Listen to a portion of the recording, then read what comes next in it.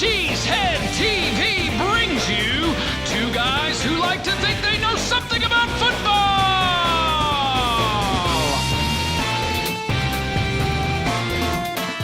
Good afternoon, everyone, and welcome back to Packer Transplants Live. I am Aaron Nagler, and I am joined, as always, by Mr. Corey Banky, my partner here at Cheesehead TV. We are coming to you live from the LiveX studio in Midtown Manhattan, and we are ready to talk some Packers. So, Corey, why don't you tell us what is on tap today? Today, we're going to look at the fallout from the trade deadline, pick through the detritus of the Rams game, and get ready for the showdown with the Patriots. But right now, it's time for the good, the bad, and the ugly. We got the good, we got defense. We got the bad, we got no tempo on offense. We got the ugly, we got former Packers running back Ty Montgomery. Adieu, Mr. Montgomery, who is now in Baltimore and already wearing a Ravens uniform and running around at practice in Baltimore. Womp, womp, womp, womp. How do you feel about that, Mr. Banky? About Ty? Mm-hmm. Okay, I'm just making sure audio works. I can't help myself. We've got an army of people out there making sure the audio works, but no. What are my feelings? I don't know. Here's what the show is about, Banky. It's about your feelings. Well, apparently this show is about... Oh, dear. No, apparently, according to our fans, this show no. is about you knowing everything about football and me knowing nothing.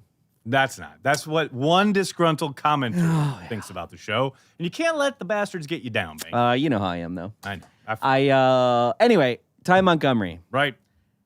You know, I think you kind of called it. I was surprised at all the reactions, and it looked like they were going to trade him. And, you know, you watched Mike McCarthy's press conference yesterday. Yep. And Monday. Sorry, right. every day feels like yesterday. Right. And every day feels like yesterday.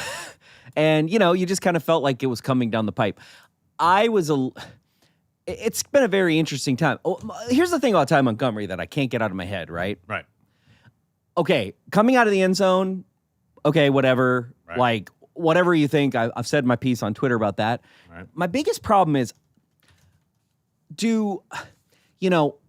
some players have this inability to step back, right? Right. And, you know, I want to know, what I really want to know, the only thing I want to know before I close the chapter on the book, and I'm never going to know it, and so I'll just close the chapter, but how does a player bitch about playing time when they're looking at a player ahead of them that has literally 2 more yards per carry on average? Right? Like, to me, regardless of him bringing the ball out of the end zone and whether it was called out of the end zone, whether he betrayed the team, whatever you think about that. Right. The bigger issue is that you're not putting, I know NFL players are selfish as they should be, right? We're players, they're professionals, but you're clearly not putting the team first if you're bitching about playing time and there's a guy who is clearly better than you. Right. So that's my problem with Ty Montgomery. The thing is, though, is that if you are said player, you aren't thinking like that. You're thinking, well, he's getting more opportunities than I am. You're thinking, well, they just took me off when I had a chance to do something. These guys are incredibly driven. They're the best of the best. So I understand the mentality of wanting to make a play in that situation. But, man, it's just bad coming off of the sideline explosion / tantrum that everybody saw. It was funny. After the Mike Silver piece dropped pretty much overnight, that Sunday night, I think it was, I had so many people asking me, like, well, do you know if this happened? Do you know if this happened? Like, it wasn't hard to kind of verify because literally everybody who was on the sideline saw it. I talked to 2 players specifically who saw it happen. But on top of that, fans in attendance behind the visiting bench saw it happen as far as Ty being heated after getting pulled from the offensive series. So it's like, so we know that happened. Now, I can't say what the man's mindset was, what was in his heart when he decided to take the ball out of the end zone. I can tell you that I do not buy for a second what he was saying at his locker on Monday when he's talking about, well, there's always the option to bring it out. Yes, I was told to stay in, but, I was afraid the ball was going to land on the goal line. Stop. just don't. Well, yeah, he's insult like, well, my you could leave it up intelligence. to the refs. Yeah, exactly. And then the thing that really capped it off for me, as far as this is when I knew he was gone. Like it was either he was going to get traded or he was going to get cut. Was when he said, I have a real problem in this locker room because I can't trust these guys because someone went and blabbed to the. You have the audacity to sit there the day after. You didn't even say anything the moment it happened. Didn't face the press after the game. Yeah. Like a coward. Yeah. Like you waited until Monday to sit there at your locker and call out the trust issues in the locker room because someone was heated enough to talk to Mike Silver after you literally took a W off the board. Yeah. I mean, okay, a potential W. Potential W. Off the board with your selfishness. That blew my mind. And it was that moment when those quotes started coming out, and I think it was right before we went live on Daily on Monday. I was like, oh, he's gone. There's no way. And I love it. Untenable has been the word of the day on talk radio, on the internet, etc. It was like, because it was an untenable situation. There was no way they were keeping Ty Montgomery after Monday. That was just never going to happen. So the fact that Gutekunst got anything for the guy when everybody in the NFL knew he was going to get cut is kind of makes him Gandalf. He's kind of a wizard because to get anything for a guy that everyone knows you're going to cut, that's a win. Yeah. That's a win for your ball club. I would agree with that. I also think, it's not very often that Mike McCarthy calls out a guy on the 53 and says that he made a mistake. Oh, yeah. That's very, a very rarity. Very rare. And Mike McCarthy... He even danced around it. Like, he didn't say... He did say he made a mistake but eventually. he's danced around, like, completely putting the fault on him. He said he was told... But he's he even went to the whole, you're trying to make a play. I understand that, blah, blah, blah. He didn't put it all on him, which he could have and probably should have. Well, and there were a lot of comparisons on Twitter on Monday about, Randall Cobb and him bringing it out. And, the time he brought it out was in the third quarter. It wasn't like a game-ending. Game-defining situation. And how, if Ty had just gotten a touchdown, it would, yeah. When you get a home run after making a stupid mistake, everyone forgives you. Yes. But if you don't make the home run, they don't. No. That's literally how it works. Welcome to life.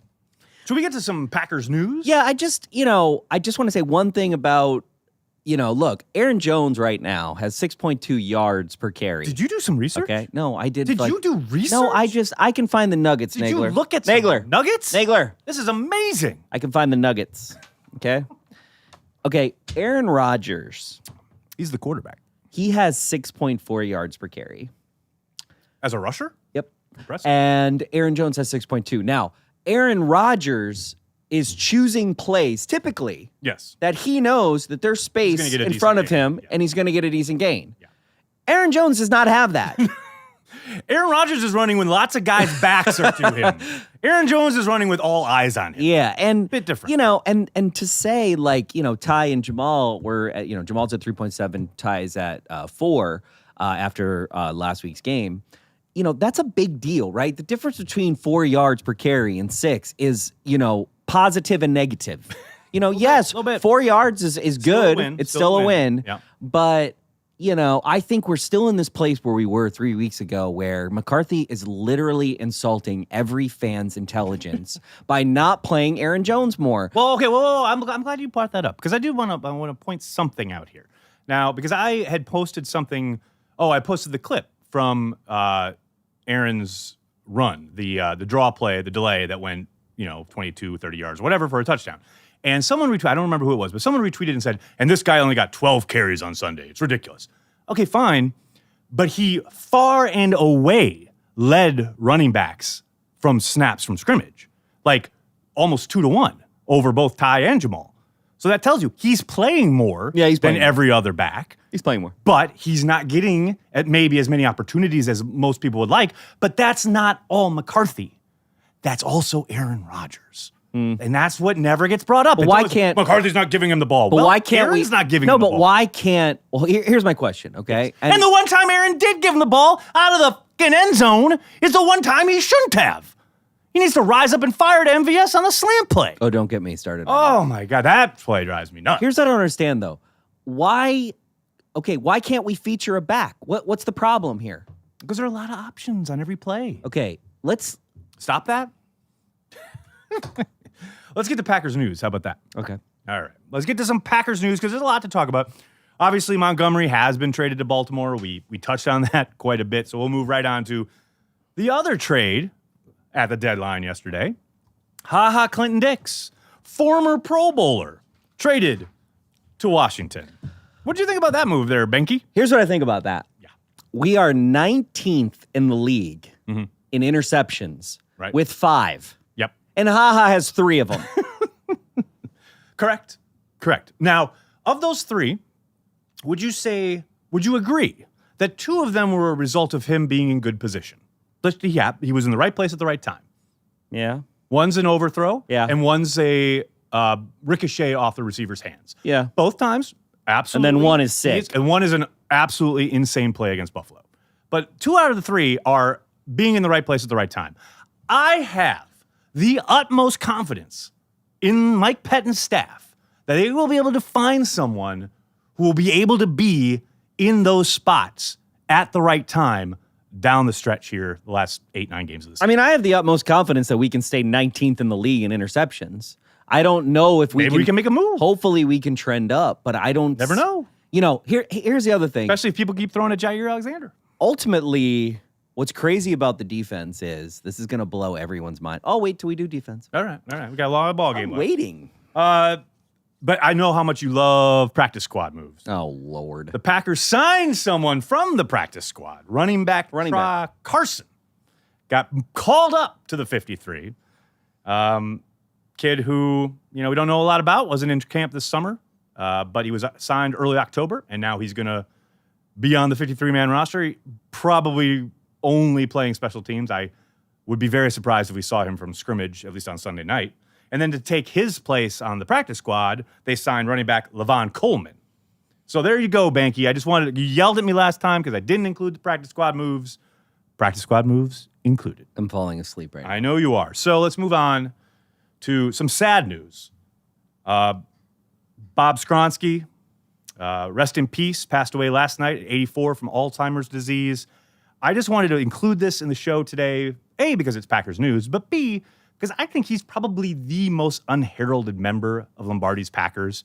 One of only 9 guys who was on every one of Lombardi's championship teams. A quiet guy, not a big quote.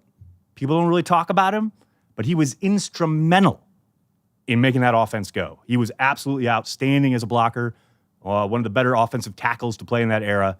No one really talks about him. No one's, you think about it. All the names you think of when you talk about Lombardi's Packers, you think of features on television, things you read in the paper or online.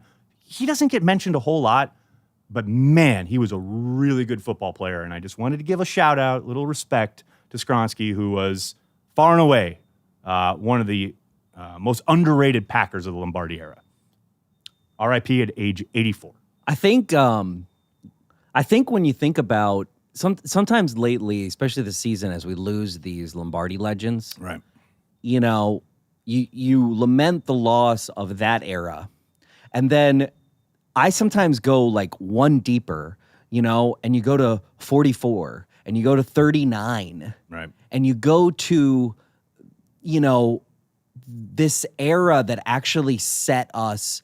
It was the time we finally put a flag into the NFL and said we have arrived as an NFL team, as an entity, right? That is like recognized. 39 to 44 is really where we made our stamp, and 40 after 44 we had this drought, right? We had the longest drought of our history of losing seasons, our second longest. Which no one alive in the 70s and 80s would ever believe. No, but it's true.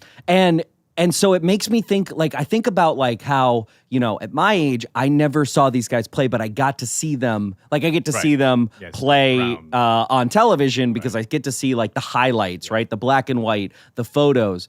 And it really makes me think about, 39 to 44 and the championship teams before then and how it's just missing, It's it's missing from our memory. And so I don't know. I will say that's what's pretty cool about this 100-year anniversary. Yeah. There's a lot of light being shown on those teams. Well, I wish there was more. I'm going to say that too. I think there will be. I hope there is. I hope there is because I feel like I love getting the 90s stuff. I love getting Lombardi. And look, Lombardi. But you know all that. You know what I mean? Like, Yeah. we have been seeped in that our Yep. entire Yep. lives. Obviously, we lived through the 90s. Yep. Growing up, you always read about the 60s. Yep. But like what you're talking about, Curly Lambeau's teams, we don't know a whole lot about them. Well, and They're in not Curly celebrated Lambeau- in the way that those other eras are. And he had different eras. Like, And the he was media was such a- different, obviously, so we don't have as 100%. much to ingest. And we but do, yeah, we don't have the technology. That's why I'm really interested to see what they do leading up to 100-year anniversary, the documentary that they're working on. Yeah. That looks amazing. The book that Cliff Crystal is doing, that looks incredible. So that's the stuff where I'm like, I'm very excited for that reason. You can have finally some kind of tangible connection to teams that have been kind of lost through, whatever reasons, through the modern era. But now we'll finally have at least some kind of touchstone that everyone can connect with. Well, and we're talking about epic stuff too. It's not just this small town. It's like it was David and Goliath before even now. 10 times. I mean, Right. we played the Brooklyn Dodgers at Yankee Stadium in the 20s. Like, it kind of blows your mind. You're like, wait, the Brooklyn Dodgers had a football team? They sure did. And you're just like, This little town team. and this little town, an even smaller town than it is today. Absolutely, especially proportionally. And New York is compared to not New York. much bigger than it. It's bigger, but it still was a metropolis, right?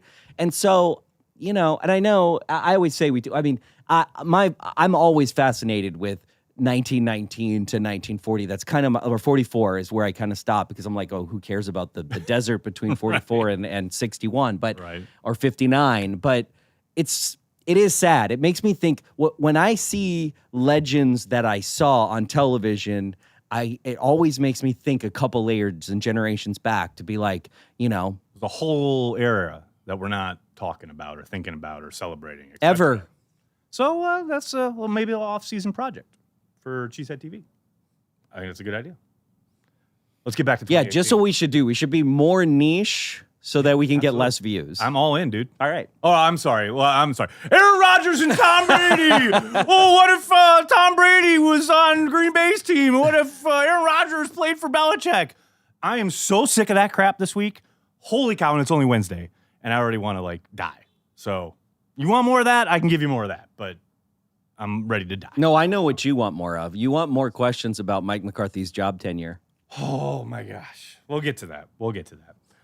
So let's get to the offense, shall we? After a heartening yet ultimately unfulfilling outing in LA. I wouldn't say disappointing. I would actually say No, I thought they improved. Mm-hmm. Still, they go cold for extended periods of time. And I just wonder, what happened to tempo on this offense? I remember a couple years ago actually, during a Monday night game, or it was a national game, where I had written something on Twitter about, like, oh my gosh, their tempo is crazy. It's so fast. And Ryan Grant had chimed in and said, that's all Mike preaches. It's just tempo, tempo, tempo. And then Crabtree chimed in on Twitter and was like, yep, absolutely. Like, you got it. Go, go, go all the time. They're always pushing tempo. Whatever happened to that? Like, if I see another play that gets, it's done. Okay, they're tackled, right? 40-second clock starts. Everyone kind of moseys back to the huddle, kind of staying around. Sometimes they huddle, sometimes they don't. Rodgers does this thing. Good morning, gives him one of these. And then he looks around, he goes, gets the call. He's, yeah, okay. And then the offensive line kind of, okay, yeah. And the guys on the outside are like, what? And Aaron gives him one of these, and they're like, okay. And then they get up to the line. Now we're at 15 seconds or so. sometimes 9. And then 9, 10, whatever. And then Aaron looks around. It's like, okay, what are they doing here? And now there's 5 seconds on the clock, and Aaron's still going oh, this and the other thing, and look at me, and blah, blah, blah.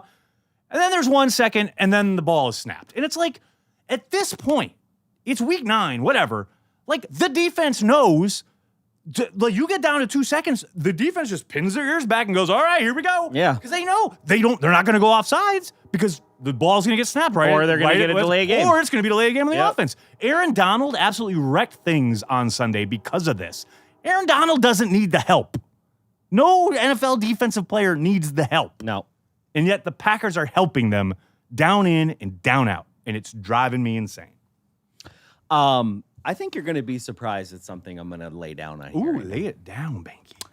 Would you believe the Green Bay Packers The vaunted Green Bay Packers offense is 5th in the league. In Total offense, yards per game, and passing yards per game. You know why I believe that? You know why I don't find that surprising?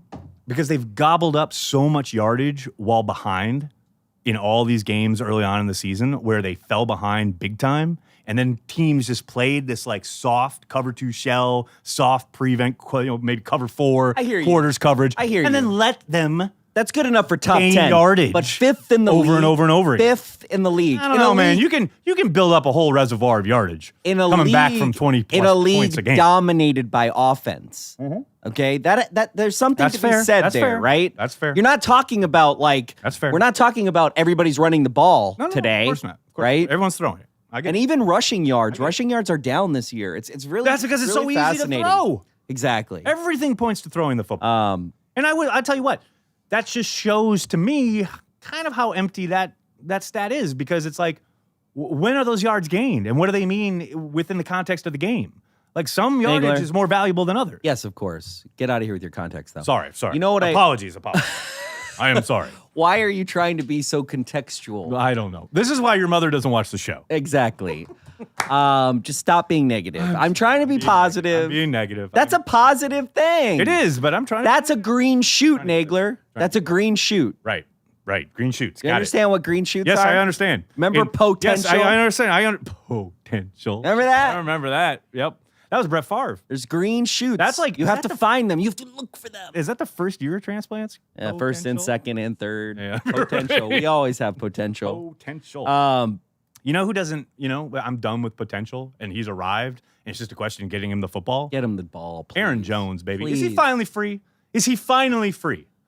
Can we finally free No, because Aaron Jones? no, you know why? Because we have practice squad players we got to now put in.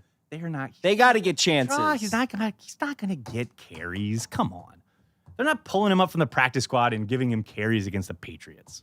Come on. I'll eat my left arm if that happens. Just one time. Just feature the man. I know. What is the See, problem? that's my thing. Just give up. Okay, so that's my thing. It's like, it's one thing to say, and this is true, that there are options on plays and Aaron's calling what he sees and blah, blah, blah, blah, blah. But can we build a game plan around the kid? Just one time. Just one time. He's clearly an offensive weapon. Let's feature him. Let's make him the focal point of the game I plan. don't So understand. you don't put it all on your quarterback. I mean, he's for a not going to change. do it. It's like No, he never will. It's like you. I'm just he saying, tweets what if? every week. We're in the alternative reality week where we're like, what if Tom Brady's arm was really on Aaron Rodgers' body?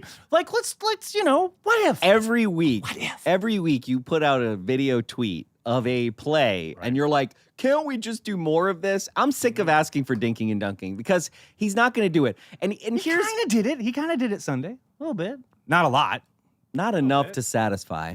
Not enough to satisfy. Well, that's And- true of every week. no matter what The he other thing is, what planet was the offense living on Uh-oh. when they found themselves Oh boy. inside of the opponent's end zone? Mm-hmm. What planet were they on? Were they just like, all right, let's just run a play, guys? Like, guys. Oh, you're talking about coming out of their own end? Yes. Oh, on the safety?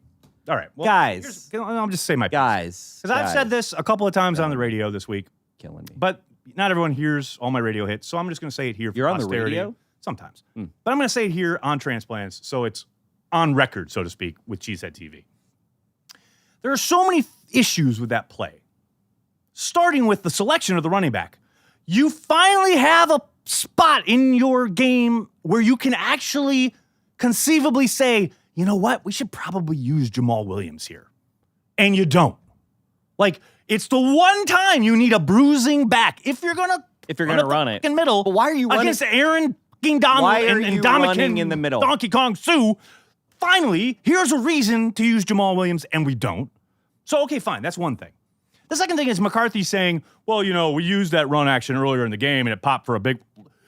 You mean you used it in the middle of the field when the defense was actually playing a regular coverage as opposed to completely stacking the box with 8-9 dudes? Really?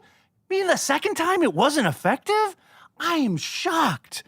And then the third thing is everyone killing McCarthy when all Aaron Rodgers has to do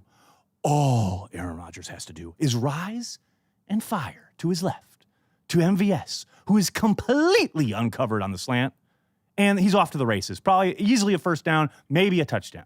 Like, it drives me insane how everyone, like every response to that video, you're talking about the videos I put up, that video, every response was killing McCarthy. And it's like, wait a second, Rodgers bears some blame too. Yeah. Because literally the drive before, they had almost the exact same formation, the exact same action, and Rodgers literally rises and fires to MVS.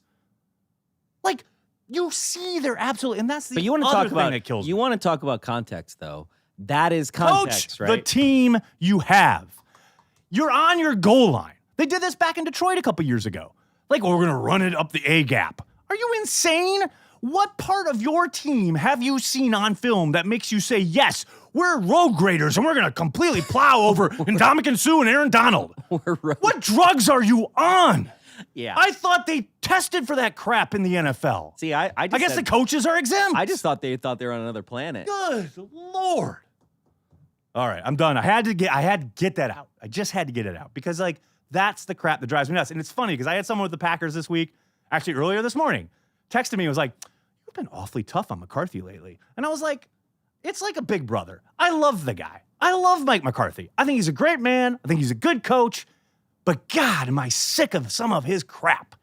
The same thing happened with Favre at the end of Favre's tenure. It's like, I think dude, I love you, yep. but I am sick of your crap. I think he's a brilliant coach, actually. And I think he gets in his own way with his All complexity. the time. Right? All to the your time. point, Yes. it's self-awareness, right? You have to self-scout yourself in the NFL. Well, supposedly that's what they spent the bye week doing. But they didn't, because there's no, like, to your point, there is no way on God's green earth, right?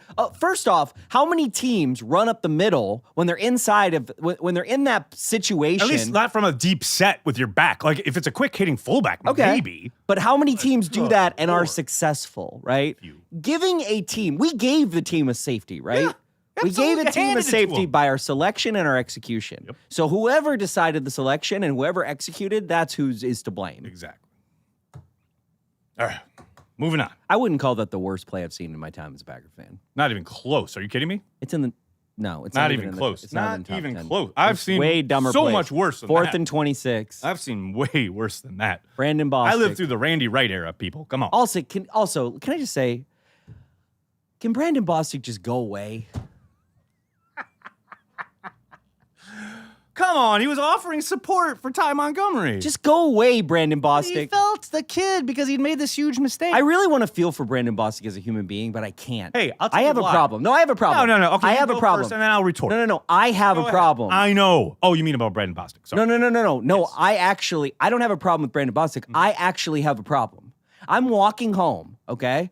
And I'm walking home with my girlfriend. Right. And I'm like so pissed off at Brandon Bostick. For whatever reason, right? Because of the Ty Montgomery thing, Right. because he tweeted, and He because tweeted. and because and because Brandon Bostick, because of 2014, because Right. of that game, I'm I know, still of pissed course. off about it. Of course you are. And Rachel goes, "Just get over it." And I was like, "No." She didn't say get over it, but then she's like, Should have. "It's done." Yes, Like, exactly. just move on. Right. And I literally go, I can't. I know.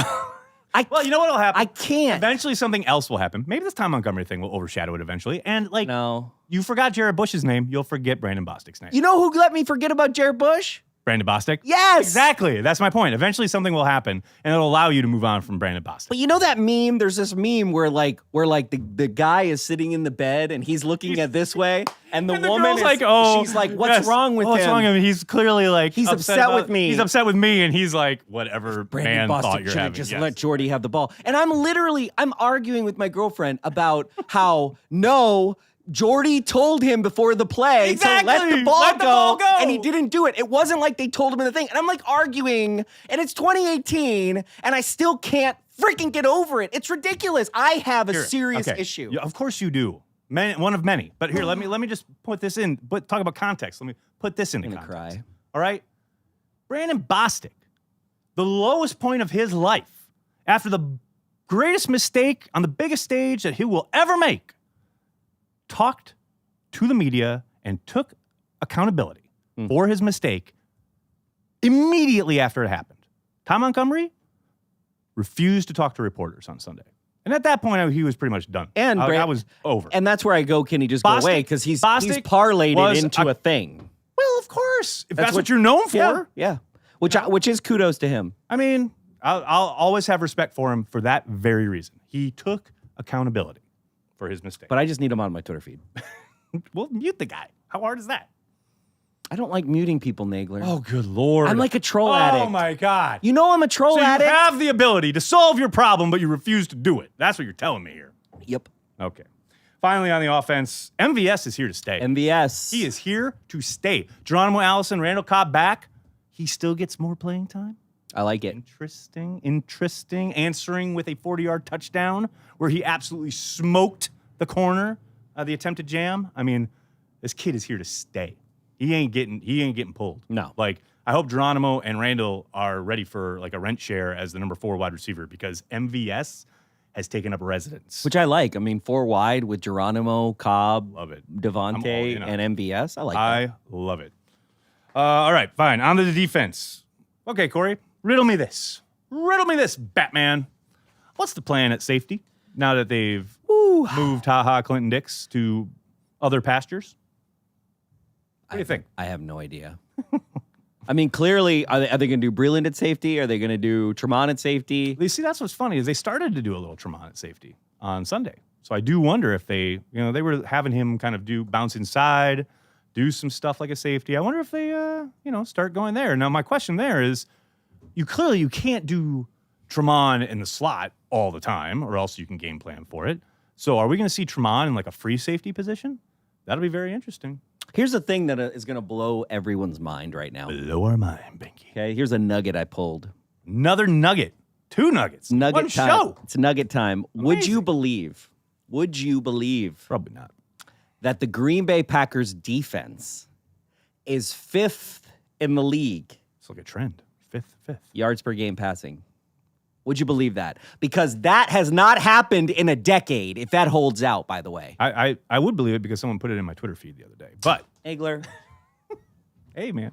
You're on the pulse. Egler, just You're act. Just act. You're an actor. Just act. Right. Sorry, surprised and sorry. shocked. I'm a It's failed yes actor. and. Oh my God. Are they 5th? Really? That's amazing. Just give a brother a... That's incredible. Golly. Oh, I can't didn't even know this was give a bro a bone. Banky up. It's an always hour. Pub Banky hour. Come on. When is it not? Good Lord. I mean, I got to get it here. I don't get it anywhere else. But here's funny because like people talking about the pass defense, it's funny. I still get so many people like they didn't trade for an edge rusher.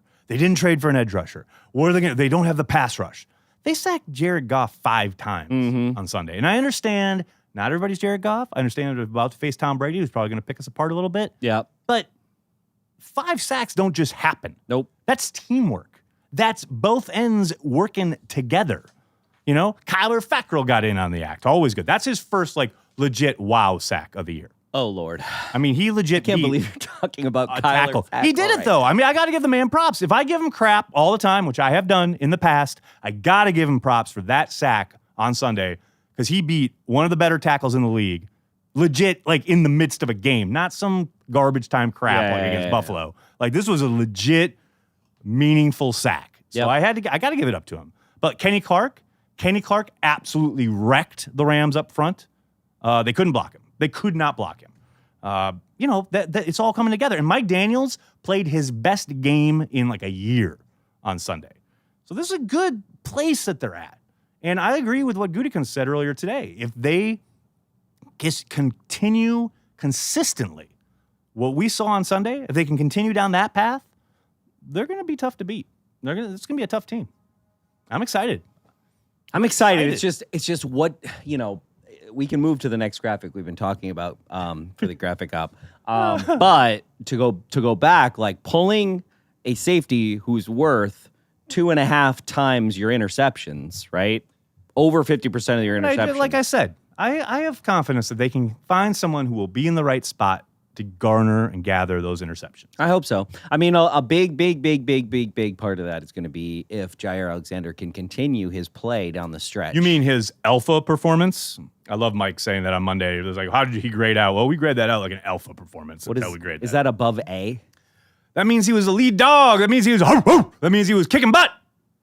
Alpha dog. Like that. I mean, I didn't. That was Mike's internal monologue as he said that. Got it. But yeah, Jair Alexander, Bill Belichick, conference call yesterday with the local Green Bay media. Everybody wants you to talk about this, so thank goodness we're talking about it now. What? Belichick's press conference that he gave to the Green Bay press. A press conference. It was just a conference call. But, whatever. But he said, Jair Alexander, he's like, they loved him coming out, and they were hoping he would fall to the Patriots. And he said he thinks he's going to be a great corner in the NFL, and he's going to have a long career as a top corner in the league. That's high praise. And I know Belichick pumps guys up and pumps teams up before they play. Yeah. But this is consistent with what he said about Alexander prior to this, prior to him being like during other availabilities. So he's singing praises. Now, I wouldn't be surprised in the least if Belichick and company tried to test him a little bit, just because, you can't just shy away from the guy. But I tell you what, if he continues down that path, they got something there. They got a legit, I'm not going to say shutdown. No. They got a legit lead corner. Yeah, well, if Casey Hayward or Sam Shields are any example, he'll just be gone in 3 years. Okay, all right. I'm supposed to be the positive At least enjoy him for a little bit? Let's enjoy him for 2 years before he goes to the Patriots. Man, why you gotta be like that? All right, but speaking of the Patriots. Because I just wish we valued cornerbacks a little bit more. Maybe they'll start. Brian Gutekunst, we got when a are new they going to general start? manager. They got a new general manager. The one who drafted two of them. We had Sam Shields, one of the best cornerbacks in the league, win a Super Bowl for us. Get injured, and they gave up on him. After 2 years and an arrest. We had Casey Hayward, who is now the second best cornerback in the league, and we gave up on him. Well, after 2 down years, yeah. And you can't pay everybody. So don't give up on Mason Crosby, but give up on cornerbacks. Mason Crosby was one game. What happened? I always understood letting Hayward walk. We've talked about this so many times. I don't. Totally understood letting Hayward walk. I'll never understand letting Micah Hyde walk. That's just me. Hyde. That's where I roll. Well, but that's... you can't blame it all on 2015. It just goes to show. They drafted 2 corners. It just goes to show how bullshit a statement draft and develop really is. It can be, yes. But as Rodgers always says, the unspoken part of that is draft, develop, and pay. There's a third component that doesn't always come to fruition, but that is very much part of the Packers' for pay. A team that has historically always been under the cap and is currently $10 million under the cap. You can bet they're going to roll that corners. over. They're going to roll that over. You know that. That's a couple corners. Dude, their salary cap situation for next season is going to be insane. Yeah, but Cobb, Matthews, these guys come off the books. They roll over that $10 million. They're going to have like $40 million to play with. Probably more. They're not going to use it. Guaranteed they won't use it. They used it this year. They won't use it. They went and got Wilkerson. They went never and got Graham. use the money they have. Okay. You're going to be like that. You're going to be that guy today. I just think they get it off your chest. They consistently do not spend the dollars to put the performance on the field. Okay? Like making Aaron Rodgers the highest paid player in the history of the game? Yeah, but there's money on the table. I get that. There's 2018 money on the table right now. And they can't spend it anymore. The trade deadline's dead. The trade deadline's dead, but they can extend guys who are on the squad right now, and they eventually are going to have to pay Kenny Clark. They're eventually going to have to pay guys that are coming up. I mean, you're talking about Jair Alexander. He's going to be worth a pretty penny eventually. Not next year. No, but eventually. Like, that's the money. They save it for their own guys. I got no problem with that. In 2014, if they just took some of that money and they spent it on a player, we might not be in the situation where we might have another Super Bowl. Because Brandon Bostick wouldn't have been on the team? Well, that's a whole nother story. That's a whole nother story. And you know what? Sometimes I wish that I didn't know half the stuff you know, because that makes Brandon Bostick was worse for me, because you know some stuff that you told me and I don't like it. All right. Should we move on? All right. Let's get back to their playing the Patriots on Sunday night. It's going to be a big showdown. And as we have discussed earlier in this program, and I will reiterate right now, I am beyond sick and tired of the Aaron Rodgers versus Tom Brady debate / discussion / alternate reality nonsense that's been going on Twitter all week. However, with all of that said, I freaking loved NBC's promo for this. Oh, it was amazing. Roll it, Gaff. It's amazing. Roll it. A lot of talk going on these days about who is the greatest ever, about who has the titles, the raw talent, the most clutch moments. I get it. It's a tough call. I mean, even the jersey numbers are the same. But maybe the best way to settle this debate is to play it out head to head.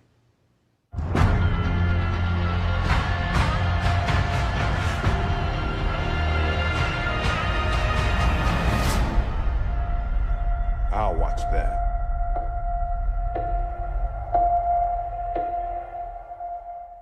Come on, Banky. It's good stuff. If that doesn't get you pumped up, I don't know. I don't know. When I first saw it, I thought that before I saw what he was I thought he was calling out LeBron to go head to head. That would be so dope. Because that would be Could you amazing. I imagine? thought he was like, hey, you know Let's what? go. Everybody's talking. I literally thought it was for that. So funny.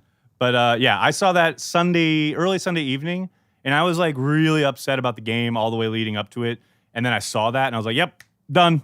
I've turned the page because I'm so excited. I can't wait for this game. Cannot wait for this game. It's gonna be baller. Let me tell you this right now, Banky. You know how much tickets are for this game? Yeah. When it came out like in April, when the game was originally scheduled, I remember Rich Ryman at the Press Gazette. The cheap seats were $700. The cheap seats were $700. Yeah, I think they're like $675. That was right back now. in April. That's I can't imagine what they are now. So that means that in the bowl is over 1,000. Yeah. Which is crazy. Even Lambeau on playoffs doesn't always get like that Nope. because people don't like the cold. It is cold though. Oh, Lord. Oh, but let me point. Can Tom Brady, 5 rings Brady is on our chat. You know what? Who cares? That's just a classic example of you got to Listen, have you know, Boston fans. last they just week, have nothing to do we with had their Rams lives. fans join us. Yeah. We have Patriots fans, and welcome. I guess that Welcome means we're everyone. popular. We're so popular. We're But the let me popular address- Let me kids. address Tom Brady 5 rings and Oh. whoever else is watching out there. Clip this. Put it online. Put it on your Twitter feeds. The Packers are going to win the game on Sunday night. Do I ever do that, Banky? No, but everybody's going to say you're a homer, but you never do that, which now I'm like, damn it. Packers are going to win. Of course they are. Packers are going to win. And let me tell you why.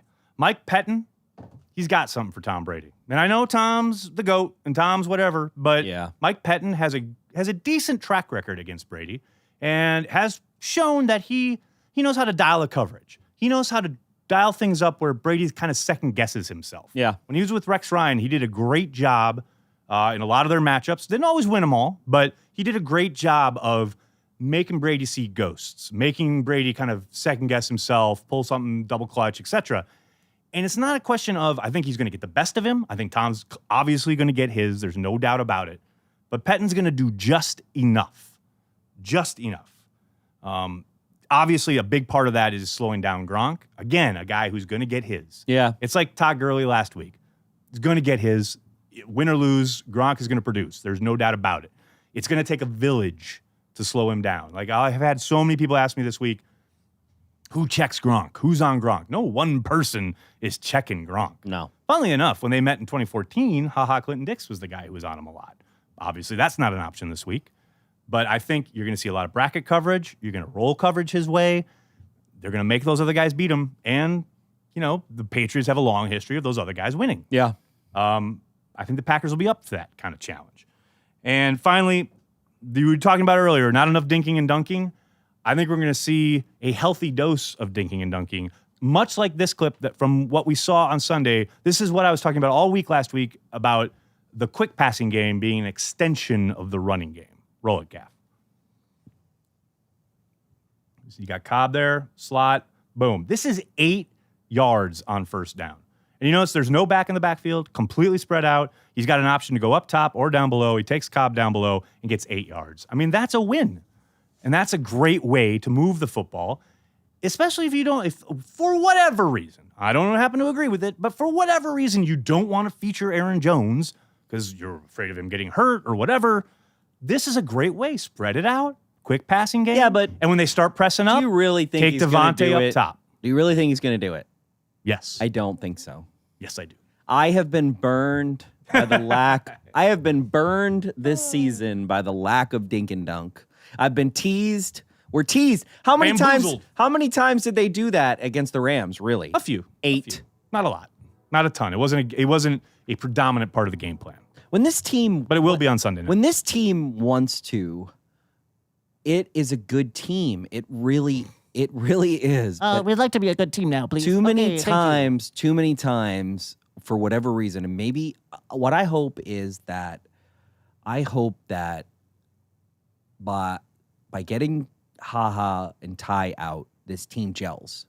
Not that I'm not saying that they were the malcontents. Not whatever, saying that. Blah blah blah. But a lot of times, what could happen in an organization, galvanizing moment. Yep, it can be that moment where it's like, guys, we're here to play a game, and have we decided that we're going to be together or not? Right. Because clearly, Ty Montgomery's actions were not very team-like. No, and it indicates he didn't feel like he was part of it. Exactly. Haha has been very vocal about not being around next year, whether he was being facetious or not. It's clearly been on his mind. Everyone forgets this past summer in the offseason when he wasn't required to show up, and so he didn't show up, and he said it was for a family member's funeral, etc., which was all true, but then he had the wink to Rob Domofsky's camera, which everyone's forgotten about. But, you know, Haha was in a position where he knew there was a good likelihood that he was gone, and he knew he kind of wanted out. So I don't think it's any surprise that both of those players are gone, and I totally agree with you that this is a moment where the team could become a team. And I hate to reference anything Bears, but I just remember a Mike Ditka moment where he said, I think we became a team today. He said that ages ago. And, you know, we'll see if this is when the Packers become a cohesive fighting unit. Well, and speaking of the Bears, the Packers are only a half game away from the NFC North. Which is kind of crazy. When you think they're 3-3-1. Like, let's really talk about perspective here for a second. Right. The NFC North is garbage, but hey, that's No. where we play. The NFC North has gotten beaten up and beaten others up, but it's not garbage. You look at the AFC, you look at the Patriots division. That's garbage. Yeah. I mean, I've look just at a always lot of considered the the other divisions. NFC North as kind of garbage. I know, but that's the thing. These Except teams us. are kind of tough now. They're beaten up. Like, the Vikings got rolled on Sunday night, but other than that, they've been pretty tough. I mean, they're a tough team. The Bears are much improved. The Lions are still the Lions, kind of, but they beat us. The Bears suck. Well, of course. They're terrible. Forever. The other thing I want to bring up, everybody gives me crap, and literally what's really hilarious is, like, people troll me on... You? They troll me on our punter's Instagram feed now. Okay. Oh, no. Wait. What? How did I not have this for Blogosphere? What? Yeah. Wait, someone mentioned you on J.K. Scott's Instagram? It's not on his. Yeah, it was something about J.K. Scott on Packers, and then they troll me. It's on my Instagram, and they like a little like Corey Benke, and they'll like at me, and so now amazing. he must. So here's something, and I watch. Okay, it's Tuesday night, right? Or is it Wednesday Monday night? It's Wednesday. No. Sunday night No, for I the mean the Appleton show. Oh, Monday night. Monday night. So Monday nights, J.K. Clubhouse Scott Live. is the mystery guest Okay, on wait. Clubhouse Live. Gaff, roll it. It's time. Oh. It's time. We're going to talk about this. Oh. No. This week in the Packer Blogosphere.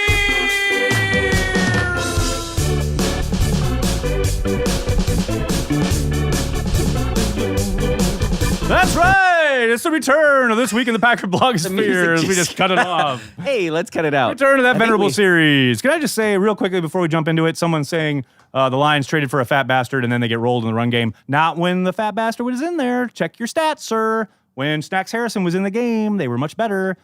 You just arrived, though, so they didn't play them all game. Yeah. You got to love a Context guy. matters. You got to love a guy named Snacks. Love Snacks Harrison. It's just a great name. So Monday night. Can you make my nickname Snacks? Sure thing. Well, I'm kind of like Snack and a half. Lil All right, Snacks. Little snacks.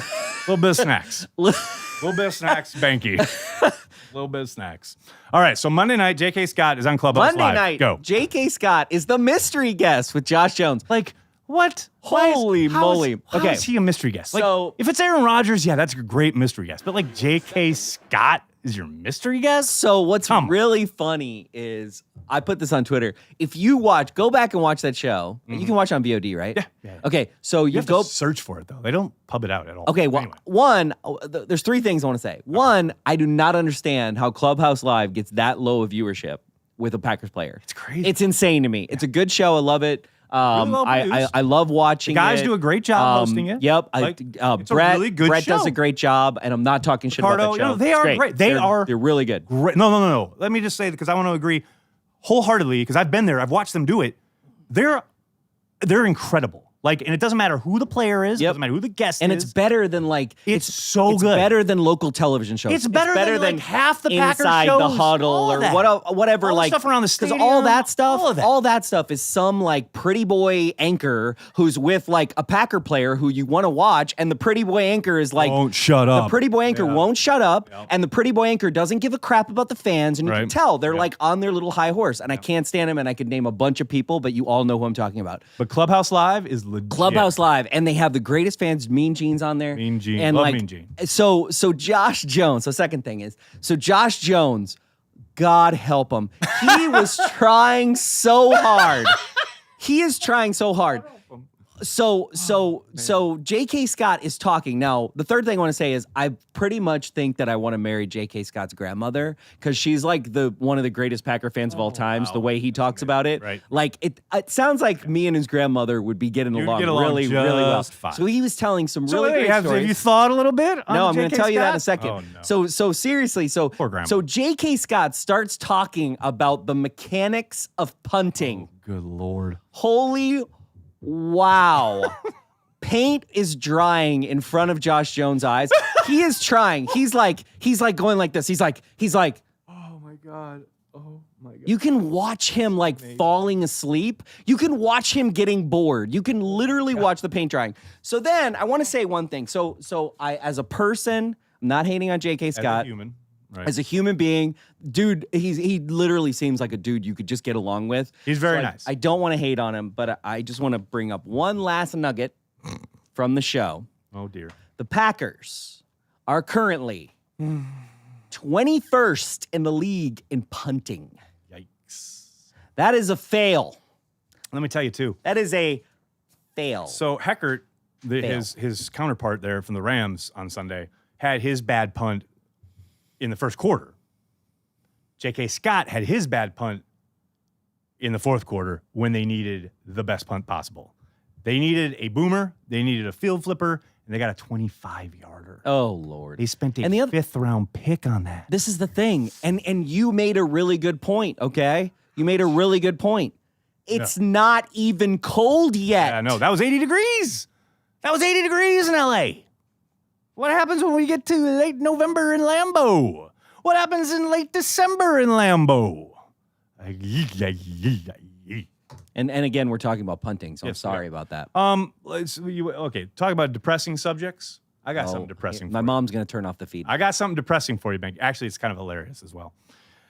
Some intrepid fan brought this to my attention on Twitter earlier today, and it was too fantastic to ignore. This is a little throwback for you of Ty Montgomery back in the day. Just watch. Roll it, Gaff. 31-second touchdown drive. Oh, there's Ty Montgomery at Stanford. Now, granted, this is in the second quarter, so it's not game deciding.